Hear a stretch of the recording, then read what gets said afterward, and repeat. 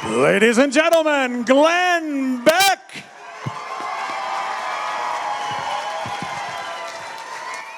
Well, hello, Nevada. How are you?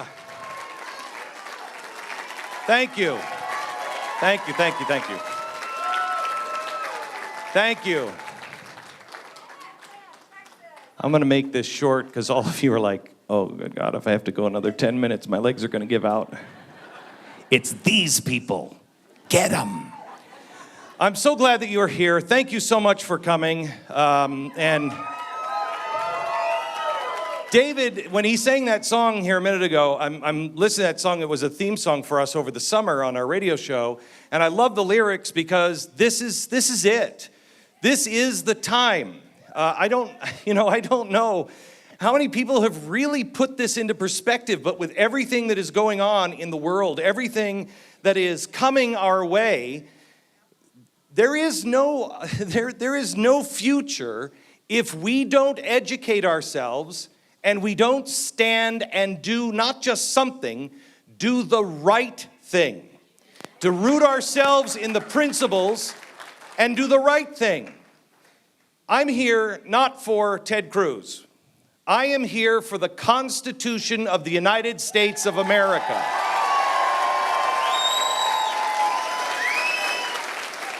And that is a really important difference. That is a really important difference. I get a lot of heat from people on, you should read my Facebook page. It is crazy town. We are starting to, we're killing each other. We're killing each other. And we're doing it over personalities.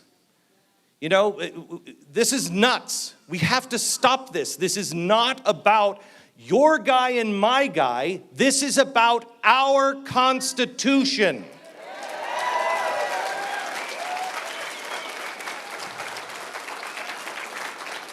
I happen to come from a faith that, I'm a Mormon, so in the...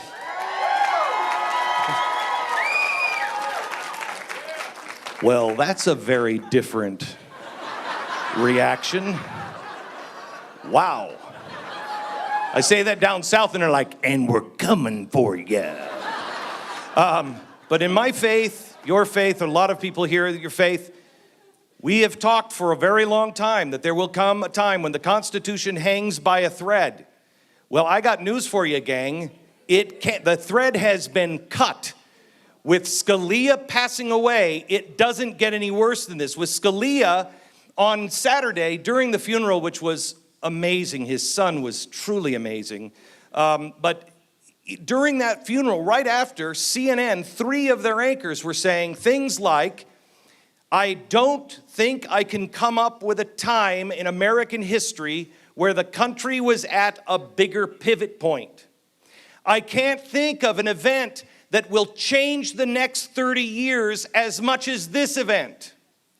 The Constitution of the United States is truly hanging by a thread, and unless the right and righteous people who actually still believe in God and that was an inspired document, unless you rise up right now, we will lose it. It is time to rise up and stand for the Constitution of the United States of America.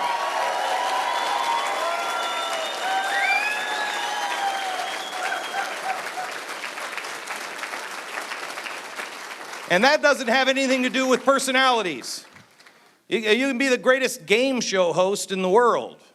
If you believed in the Constitution, I guess I'd go for the game show host. You can be the guy who's got the most lovely Cuban family. I love how the media talks about Rubio and what a beautiful Cuban family. And I'm like, Ted's standing right there with his family. I don't know if you know this. I don't know if Ted needs to roll a cigar on his thigh or what to get him to notice that he's also Cuban. But it doesn't matter. It doesn't matter. He is an American that stands for the Constitution, and that is the key to this election.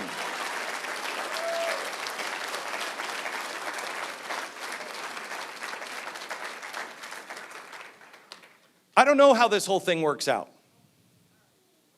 I don't know how this all works out. He might go on to be the president of the United States. We might also, I mean, let's be real, we might also have America's first socialist. Well, I wouldn't like it either, but that might happen. What I do know is at the end of my days, I'm going to be asked and you're going to be asked, because this freedom doesn't belong to us. This is God-given. We are endowed by our Creator, and it's not for us. This society talks too much about our rights. We talk too little about our responsibilities. How many times has this country, because of the Constitution, how many times has this country saved others who were languishing in prisons, who were languishing in communism, who were languishing under the threat of Nazism? Over and over and over again. I have no idea what the rights that we have in our Constitution, why our Constitution is here, but I can tell you, God's not finished with it, and it's not just so I can go do the things I want to do. It is our American sacred scripture, and it cannot just be lost in the night. We must make a stand, a final stand, for what is right and righteous in the Constitution of the United States.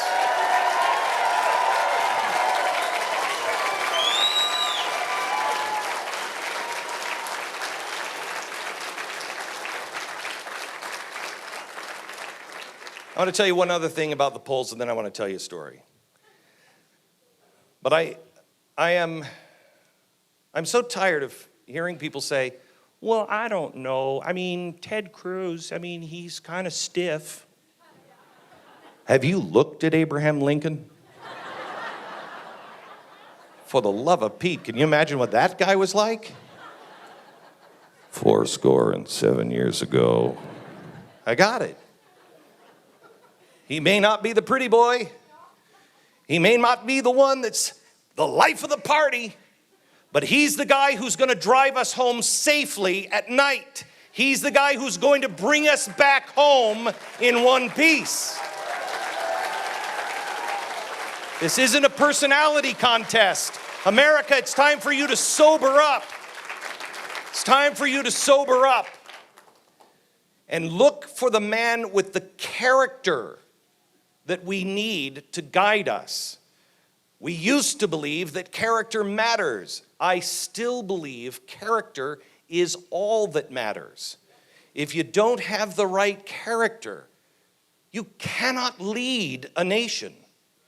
You will lead them. When there is no vision, when there is no character, the people will perish. And that's what's been happening to us. And the polls show that right now, Donald Trump can beat in 15 polls, only one poll shows him beating Hillary Clinton by 3 points. One out of 15, only one, and it's by 3 points. That's the margin of error. If you've noticed the news media, they haven't really gone after Donald Trump. Donald Trump has said some of the craziest things I've ever heard. And quite honestly, what's frightening about it is, I think we are training him to believe he can shoot somebody on Fifth Avenue and nobody will care. It's a dangerous thing to teach a politician, especially the President of the United States. Look what the left taught Barack Obama, and look how he handled it. We cannot train another person to say, you do whatever you want and we won't care. So he only wins by 3 points in 1 out of 15 polls. In every poll that is taken, Ted Cruz beats Hillary Clinton by 7 points. Wait. If you act right now, there's more. If you've noticed, Ted Cruz I swear, I checked. I was just with him a few minutes ago. I said, give me your head. I have to check for horns because I think you might be the devil. Everyone has attacked him. Every candidate is attacking Ted Cruz. Every Democrat is attacking Ted Cruz. Every Republican is attacking Ted Cruz. The media is attacking Ted Cruz. Well, now wait a minute, hang on. That's been happening now for 4 years, and he still beats Hillary Clinton. There's no shoe to drop. This is as bad as it gets. And there's a reason everyone hates him. I saw Robert Reich in a YouTube video. You have to Google this. It's amazing. Robert Reich, who is, with Clintons and the left, and he's just done this YouTube video on why Ted Cruz is more dangerous than Donald Trump. You have to Google it. It's honestly, I thought Saturday Night Live wrote this, or Ted wrote it, because he's at a chalkboard or a whiteboard. Only crazy people do that. And he's writing on the whiteboard. I'm going to give you 4 reasons why Ted Cruz is so dangerous. 1, he believes in the Constitution. Wait. And he looks at the camera and says, Donald Trump doesn't really believe in any of that stuff, but this guy actually believes it. Ooh.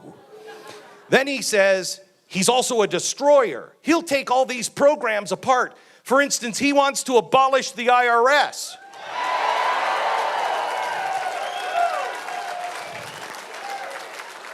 I'm like, this is a joke, right? And he said, and Donald Trump, he spent most of his life getting, government subsidies to build some of the buildings that he's done. So he likes all those programs. So he's going to leave them all in place. You have to Google this and send it to all of your friends. It's the most powerful video I have ever seen, because they're scared to death of someone who actually believes in what we believe. The Constitution is supreme. And the problem is not because there's not a big enough government. The problem is there's too much government. It's too big and out of control.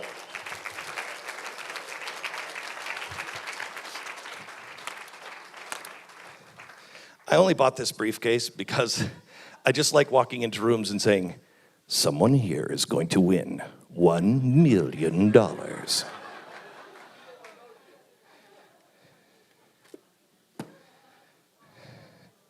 I am one of the most blessed men in the world. I have been so blessed to be able to, it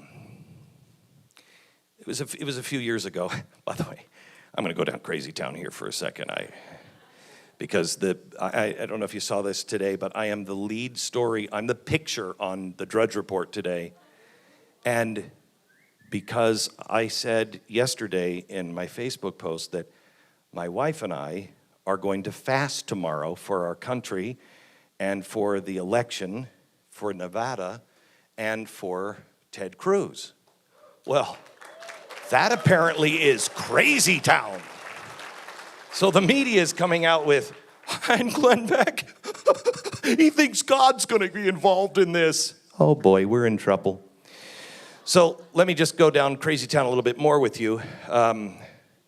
A few years ago, it was about 10 years ago, I started hearing in my prayers, clay pots. And I'm like, okay, I don't know what that means. I'm really not I'm not the smartest child here. You got to talk down to me. And I just kept hearing clay pots. Preserve clay pots. Well, okay, so that's where the scrolls were kept. And the Dead Sea Scrolls were put into clay pots. And I started thinking maybe it's our sacred scriptures, our American scriptures, the things that could be lost if we would ever lose our country. So I started to collect those things. And then I thought, maybe it's not that. Maybe it's that we're supposed to teach our children, and our children are the clay pots. We're supposed to take these documents and the things that we know are true and plant them deeply into our children so they will be able to preserve it in case things are lost. I don't know what he means still, but I'm doing my best. And so I get a chance to preserve a few things. And this is one of the most amazing things that I've been allowed to be a steward over. But I've never understood it. This book has confused me for a long time. And I just figured it out about 3 weeks ago. And I'll tell you why. But first, let me tell you about George Washington. George Washington is my hero. He is he's the greatest man to ever live. There is a reason why the progressives in the 1920s, once they started figuring out they had to dismantle our educational system the way we were doing it, the first founder they went for was George Washington. And the reason why is because if you truly know who George Washington is, if you really read about him and read his own words, he's a remarkable man. And you will believe that you can be a better man.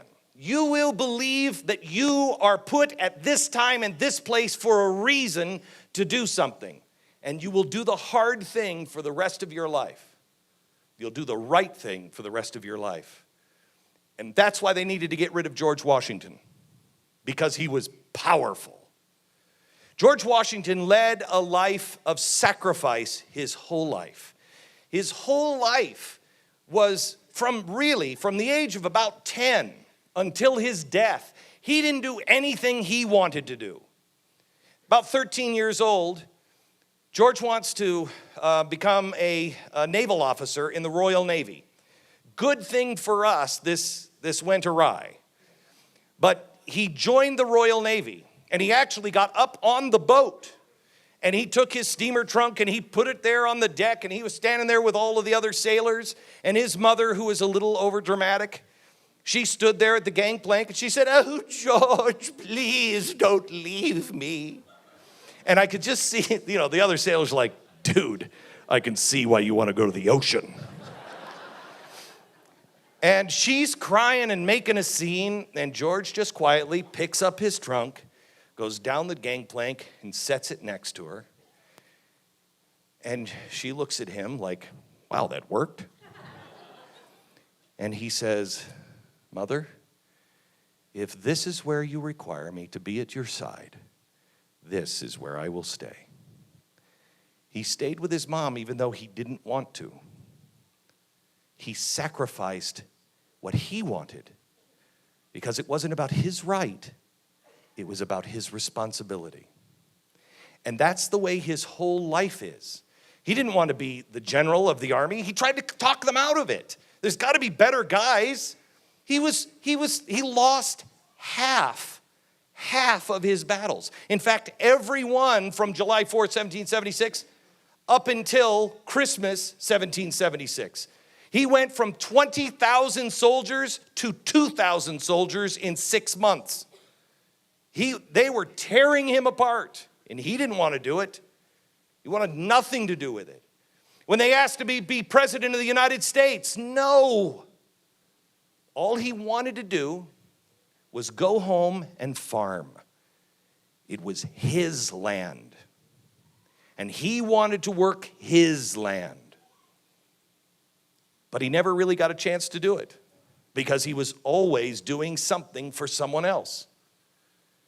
When they had the Constitutional Convention, because the Articles of Confederation where they were too weak and the 13 colonies were at war with each other, and nobody was getting along, and the whole thing was starting to fall apart.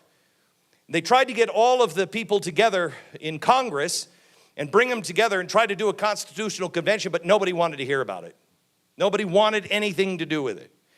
And so George Washington, finally a farmer after all of the wars, he's back at home, and at night, in the rain, a horse comes through the gates of Mount Vernon in the middle of the night. And the rider gets off and comes to the front and knocks on the door. A tired George Washington opens the door, and the man greeting him there said, "General, please, the Articles of Confederation are too weak, and we're about to lose everything that we've done. All of the freedom that we have gained, all of the gains that we have made are about to be wiped clean, and no one will come to Philadelphia for the Constitutional Convention. You, sir, are the only man because you have honor and integrity. The rest of the people will come and they will work together. You don't have to say anything. All you have to do is be in the room, and it's enough to hold everyone together." In my favorite line from George Washington, he looked the man in the eye and said, "Have I not yet done enough for my country. And he slammed the door. In my mind's eye, that's when I see George Washington walking to the banister in Mount Vernon as he goes to walk up the stairs to go back to bed, and he puts his hand on the banister railing, and he does what all of us do when we're arguing with God. Because I know how God must have answered him. No, George, I'm sorry. I know you want to do what you want to do, but this isn't about you. I know you want to farm, but I have different plans. And this country that you helped free, this country is going to do amazing things. People you don't even know. Millions down the road will be saved because of what you are now being requested to do. Someday, George, someday, people that you don't know, children yet not born, will go to the moon because of what you're about to do. It's not about you, George. You're never payment full when it comes to your country. And he got on his horse, and that night he rode to Philadelphia. And he sat there those many long months listening, saying very little.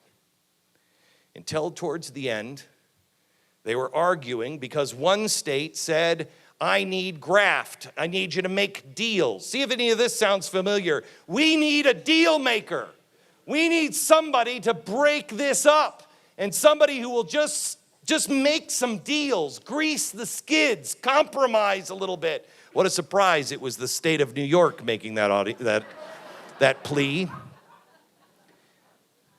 And Ben Franklin, who was 81 years old at the time, in so much pain, he was taking opium at the time. You should read his writings in almost scrawling, bent writing on the page where he's warning, don't take opium, it destroys you. But he was in so much pain, they actually had to carry him in a chair with pillows because the cobblestone was too painful for him to even walk on in Philadelphia.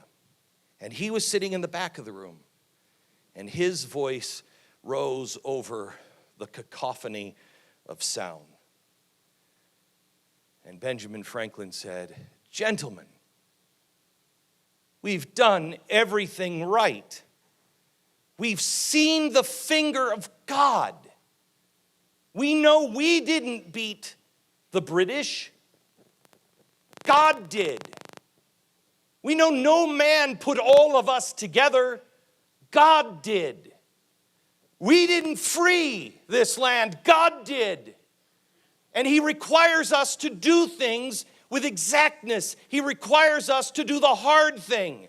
You can't throw all of this away now at the end. You can't. And they continued to argue some more until everyone fell silent when George Washington shifted in his seat and then stood. He stood and he said, let us raise a standard that the wise and the honest can repair. The event is in the hand of God.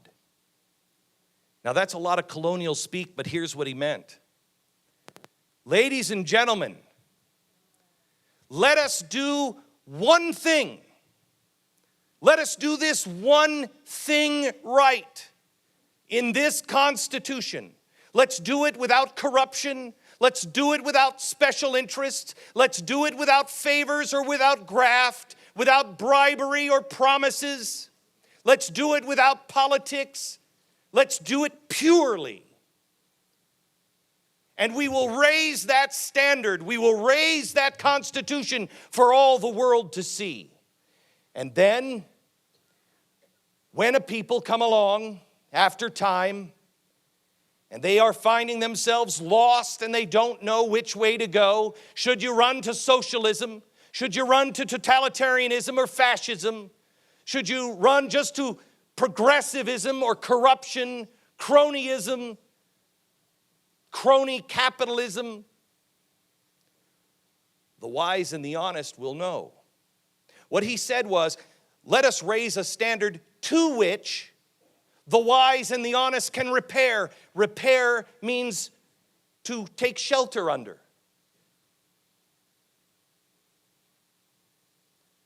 I didn't understand this book. I've had it for 3 years. The last day of the Constitution, the last day of the convention, in George Washington's diary, he only wrote 2 lines. The first one was, sign the Constitution today.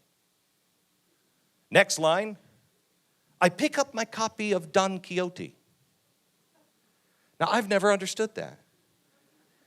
Hey, I just saved the world today, and I'm going to Barnes & Noble in about an hour.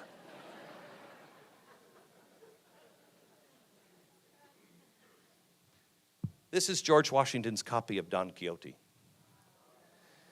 This is the copy that he picked up the day they signed the Constitution.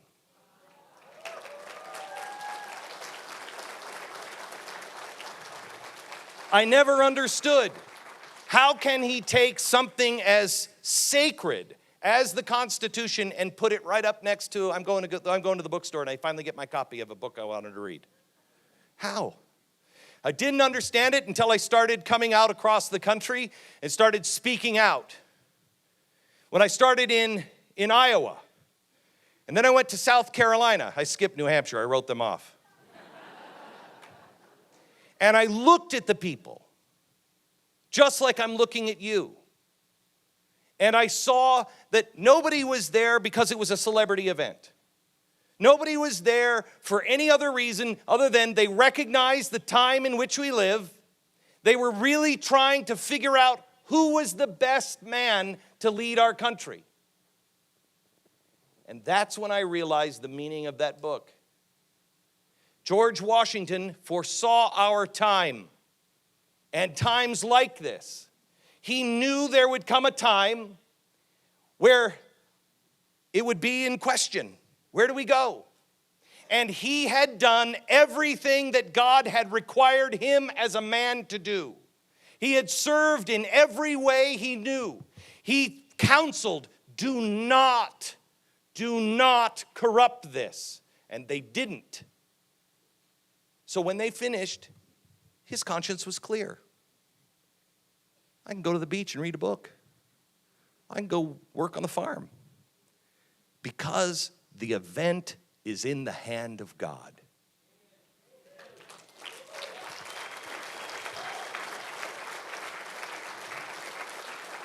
So I come to you today. As a guy who's getting beat up in the press because I think we should pray.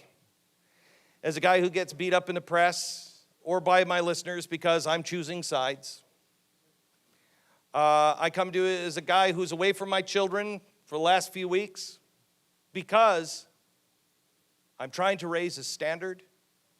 I'm running to that standard. And I am begging people just like you to do exactly the same thing because this is the moment.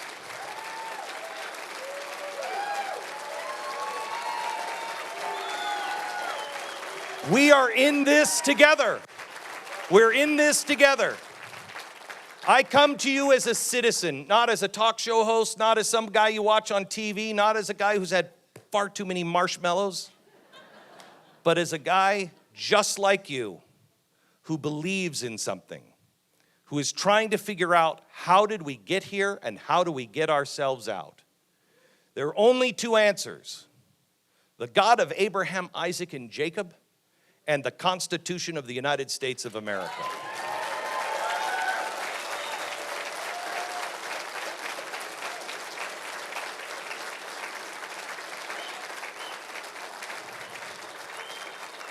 If you haven't made up your mind yet on who you're going to caucus for, I come to you with a simple request. Do your homework. Don't listen to the media, please. Don't Don't listen to that voice that is asking you to compromise because this guy can win and this guy can't. It's a lie. It's a lie. I want you to listen to the words of Ted Cruz and all the others. And you ask yourself, and then you get down on your knees and you ask God, who will not stand there when he raises his right hand and promise, oh, I'm going to make the rich pay their fair share. Oh, I'm going to make sure gays get married or don't get married. Oh, I'm going to make sure we get that EPA rolling so we can make them pay. That's not what he takes the oath. The oath is simple. I, Ted Cruz, promise to protect and defend the Constitution of the United States of America. Who's best suited to do that?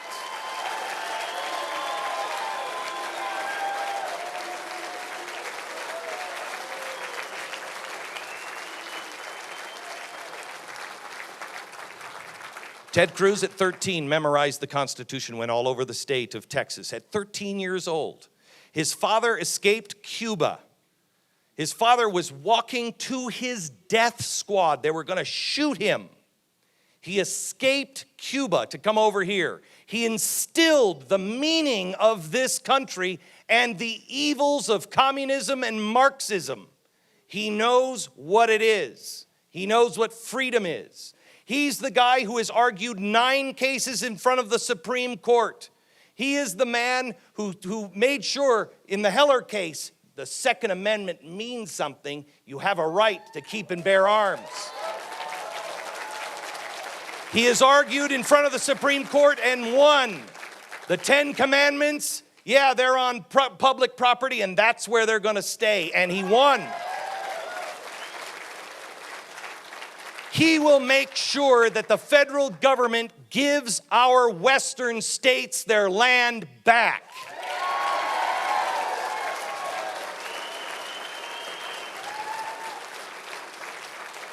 He is a man that will shut down the IRS and shut down the EPA. And that is why everyone in Washington and in the media in New York are terrified of him, because he means what he says and he says what he means. I don't give my endorsement out lightly. I am a guy who lost my way and lost my credibility because of the things I had done in my life. And all I wanted when I lost my credibility, all I wanted when I lost my family due to alcoholism and the choices that I made in my own life, it wasn't anybody's fault, it was all mine. And I've worked hard. There was, in 1993 or 94, nobody would have asked for my endorsement. Nobody would look. I could say to them, I'm on fire, I need your help. And because I had lied to so many people in my life to cover up my alcoholism, everybody would have said to me, sure you are. When you have no credibility left, you realize that's the only thing you really own. That's the only thing you're leaving life with, your name. And I beg the Lord, please, give me another chance. And because I got into the waters of baptism in 2000, I promised him, I will do what you tell me to do, but you promise me you will take my sins away and I don't have to live with this horrible tape in my head.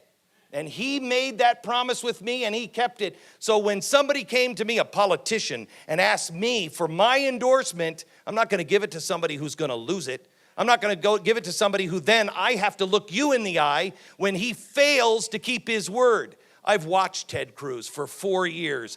This man keeps his word and he stands based on the principles of our Constitution. I'm looking for the monitors. We have TV monitors up? Yes. I want to show you a videotape real quick before we get to our mystery surprise guest. Watch this video.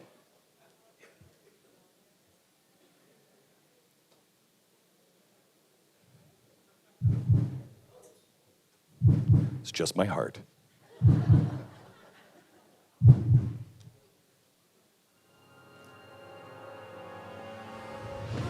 best line of the entire debate. The questions that have been asked so far in this debate illustrate why the American people don't trust the media. I've never tested in any primary debate a line that scored as well as this. Well, what I think was the line of tonight's GOP debate. He schooled the media. The questions that are being asked shouldn't be trying to get people to tear into each other. This is not a cage match. I would argue you changed the entire trajectory of that debate. He kind of put them in order. How about talking about the substantive issues people care about?